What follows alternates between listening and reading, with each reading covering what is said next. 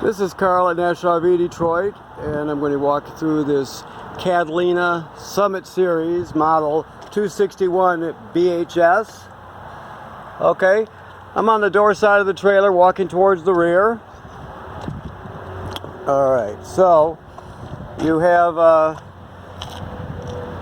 stabilizer jacks, scissor type stabilizer jacks, which you can use a crank on it or a 3/4 inch socket in a drill, which is what most people use these days. Okay, let me look here, see what we've got down here. Okay, oops. So we've got an outside kitchen here. I'll have to lock it in place here, give me a second. Okay, alright, and it has a refrigerator, works on 110 AC, so as soon as you plug in, it's ready to go. You have a sink, and you have a camp grill. Alright, let me back up so you can see. Alright, so also you have a power awning, you have outside speakers. This is just a service panel for the refrigerator. You don't really have to go in there. It's just for service. Your furnace vent. And this right here is to fill your onboard fresh water tank. If you happen to go to a park or a campsite that does not have plumbing on the campsite, it has a fill station, or you have to fill before you get there. You would fill this tank up, and you use your electric water pump inside to pressurize the trailer and pump water just like it has city water. The city water connection's on the other side. I'll show you that when I get there. Generally speaking, you're going to use city water, but this one is just in case you don't have any plumbing on the campsite. You can pre-fill this tank and you'll still have water. Everything will work just like you have city water. Alrighty, this vent is for your range hood. Now you can see there's little tabs here. You just push up on them. You can see how it flaps freely. If you're going to run the fan, then you want to push up on those tabs so the baffle flaps freely. Otherwise, you're going to keep it shut. This is your water heater. It works on both gas and electric. Keep in mind that there's a switch right here. Right now it's off. Let me see if you can see it here. Hold on. There we go. It's right there. That rocker switch powers a heating element that's behind this cover here. So that's for the electric heating element. You turn it on and off there. Always make sure there's water in the water heater before you turn it on. You can also run this on gas. The switch for the gas is inside. I'll show you that when we get in there. Just some power out. Your steps fold into the trailer. If you're on uneven terrain, you can adjust them here. Okay, there's a pin right here. If you can see it, let me see if you're seeing it there. Yeah, right here, this pin you can pull out and adjust the legs for the terrain you're on. You can make them longer or shorter. Okay, so you have storage up front here.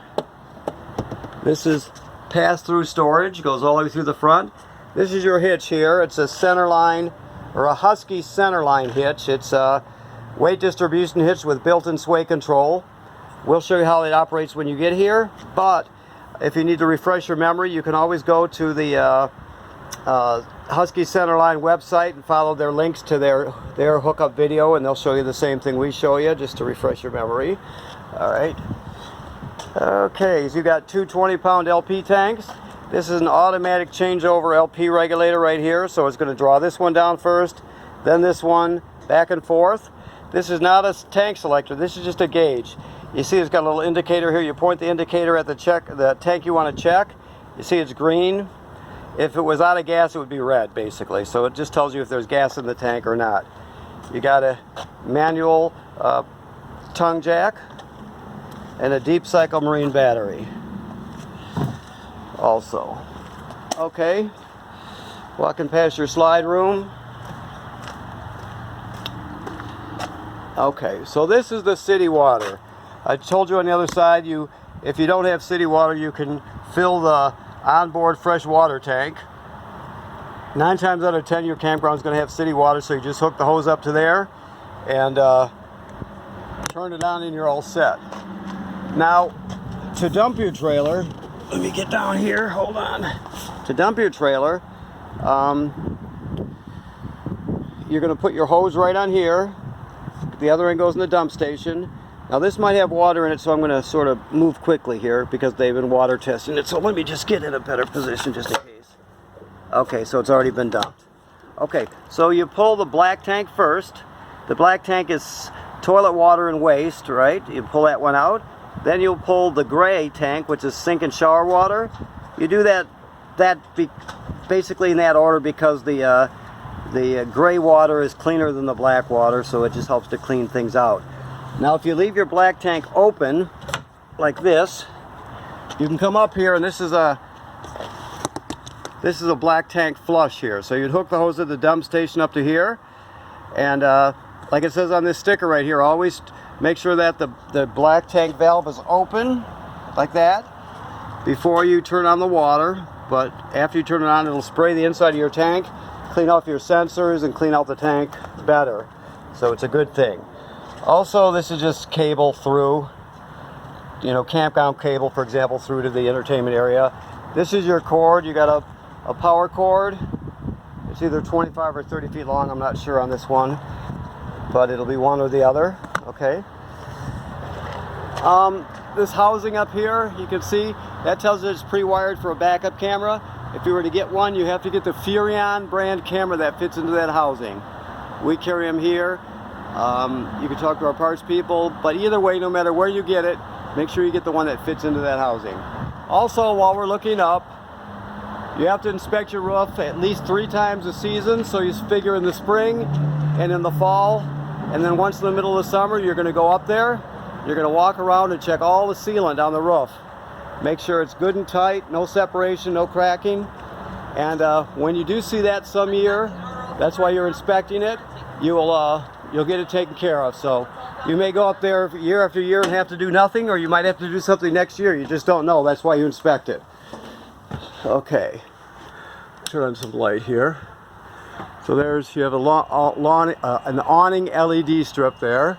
I'll put the awning out a little bit for you so you can see. So I'm pushing the extend button right there, and out it goes. Okay, so we'll bring it in. Okay, so you never want to leave it out unattended. It's very important.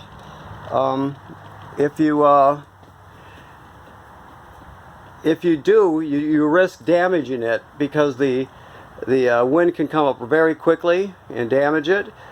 So you always want to roll it in when you're not at the campsite. Alright, so this is just your slide room, in and out. I'll bring it in a little bit to show you. Like so. I'll go back out. You'll hear a ratcheting sound when it gets all the way out. That's when you take your finger off the button, right there. It does the same thing coming in. Okay. Also, I told you you operate the gas part of the water heater from here. Always make sure there's water in the tank before you turn it on. The pump I told you about is right there. To check your levels, your battery is charged. Fresh water is empty. Black water is empty. You can see it graduates up in 1/3 increments as it fills. Once you get past 2/3, you're going to have to start thinking about dumping the black and gray tanks. Okay, that's black, gray one, and if it has 2 gray tanks, you would have gray 2. This one probably has a separate galley tank, I would imagine. Galley tank generally is a gray. It's a gray tank for kitchen sink water. Okay. So that's basically it for the control panel. Okay, so let me look around here. I want to get some light here. So these lights all have, you push the button to light them up. Alright, so you have a bracket for a TV here. This is your signal booster for your digital antenna. It should always be on like that, green, so or you get a lousy picture. You got HDMI here, so it's already set. Your stereo is basically, it also plays DVDs and CDs, right? You can stream off this USB stick, so you can put all your favorite albums on one stick and take it with you. You can hook up wirelessly with Bluetooth and play your your videos or MP3s off your phone or tablet. You have 2 zones, 1 and 2. 1 is inside the trailer, 2 is outside. So it does a lot of things. And you can read more about it in the manual, but those are the basic functions. Once you get your TV hooked up, obviously, you'll be able to play DVDs and that sort of thing. All right. Okay, so let's see. We'll go this way. The microwave works like any other microwave. I showed you about the vent hood on the outside with the baffle in it. That's light. That's the fan. So you always want to open that baffle before you run the fan. I don't know if the gas... yeah, the gas is on. I saw it. So I think I saw it. Let me make sure. Maybe I didn't.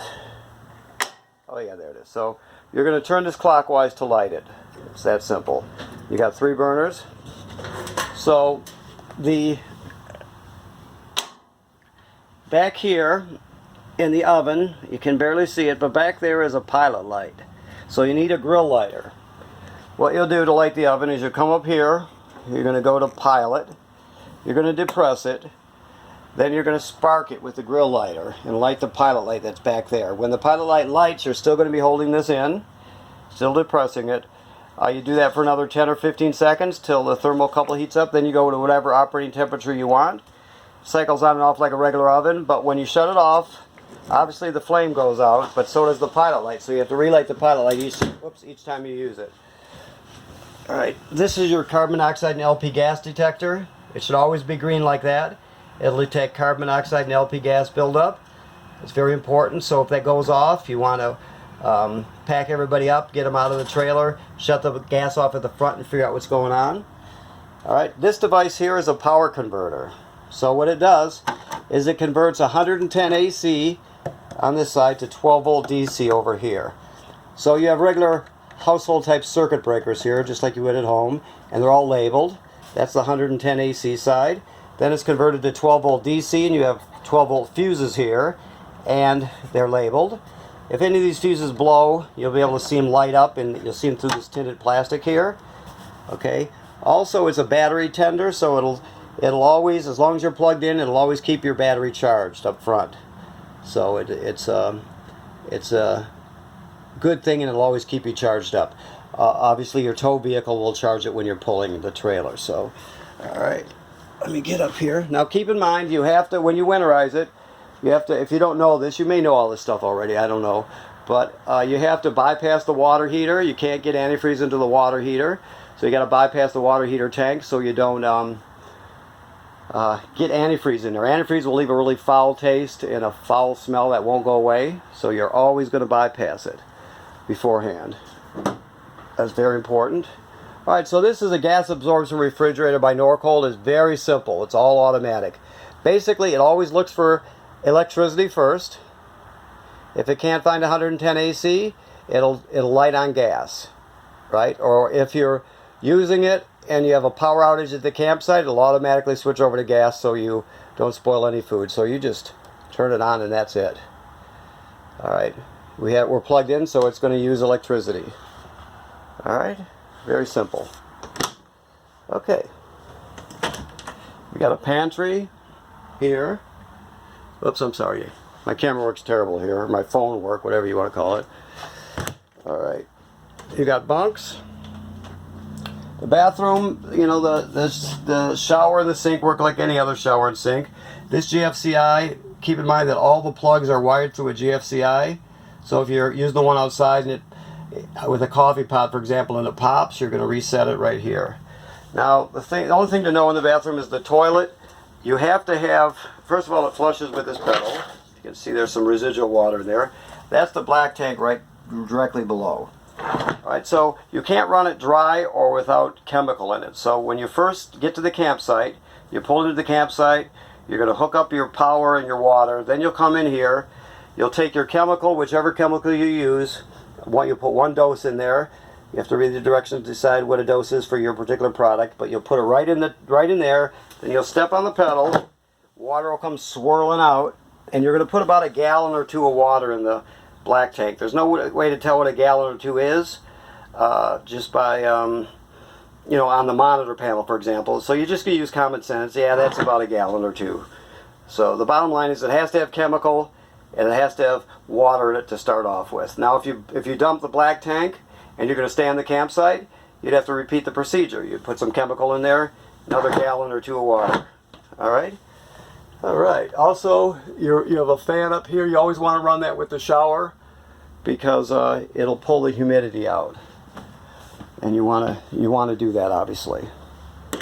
So your dinette, you pull the two poles out of it, and then the tabletop will sit right here on these cleat here, and the cleat on the other side. And then to fill in the space with the cushions, you got a bed. This one here, let's see what we got here, is a jackknife, so it'll jackknife flat. That's another bed. And of course your master bedroom is here. The only real thing to know here is that isn't so obvious is that's for a TV hookup.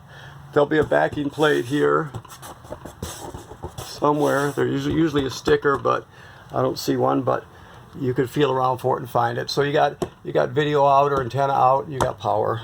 Okay. The last thing is the